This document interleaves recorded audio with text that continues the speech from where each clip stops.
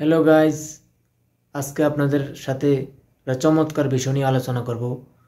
সেটা হচ্ছে ফেসবুকে কোনো পোস্ট, লাইভ অথবা কোনো ভিডিও অপ্রয়োজনীয় মনে করে সেটা আপনি ডিলিট করে দেন।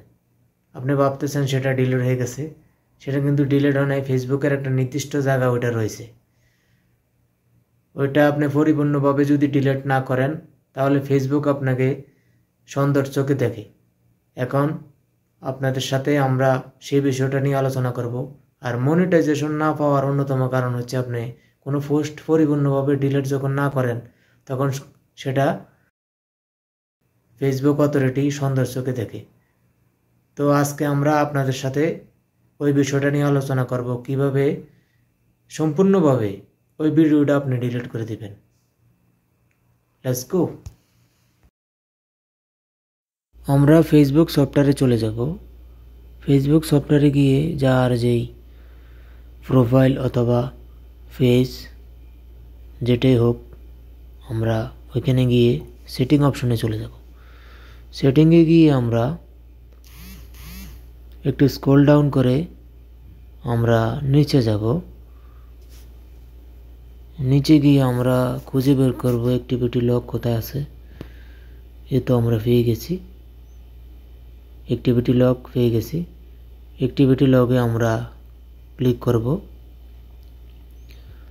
অ্যাক্টিভিটি লগে গিয়ে আমরা ওখানে অনেকগুলো অপশন দেখতে পাবো।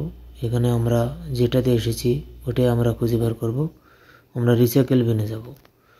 রিসাইকেল বিনে যাওয়ার পরে আমরা দেখব আমরা যে পোস্টগুলো অপ্রয়োজনীয় মনে করে ডিলিট করে দিছি সেগুলো এখানে রয়েছে।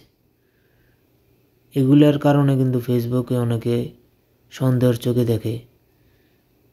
আমরা এগুলা পরিপূর্ণভাবে ডিলিট না করলে আমরা ভাবতেছি ডিলিট হয়ে গেছে, কিন্তু ডিলিট হয় নাই। এগুলো আমরা সম্পূর্ণভাবে ডিলিট করে দিতে হবে। যখন আমরা ওইখান থেকে ডিলিট করি রিসাইকেল বিনে থাকবে। আমরা এগুলো আলাদা আলাদা ডিলিট করতে পারি, আবার সবগুলো একসাথে সিলেক্ট করেও আমরা ডিলিট করতে পারি। সবগুলো একসাথে ডিলিট করতে হলে আপনাকে ফেসবুকে আর পাসওয়ার্ড চাইবে। তো আমরা আলাদা আলাদা ডিলিট করে দিলাম। এখন ডিলিট হওয়ার পরে এখানে লেখা থাকবে নো আইটেমস।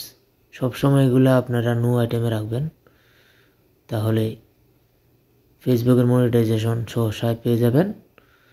তো ভিডিওটি কেমন লাগলো সবাইকে শেয়ার করে জানিয়ে দিন।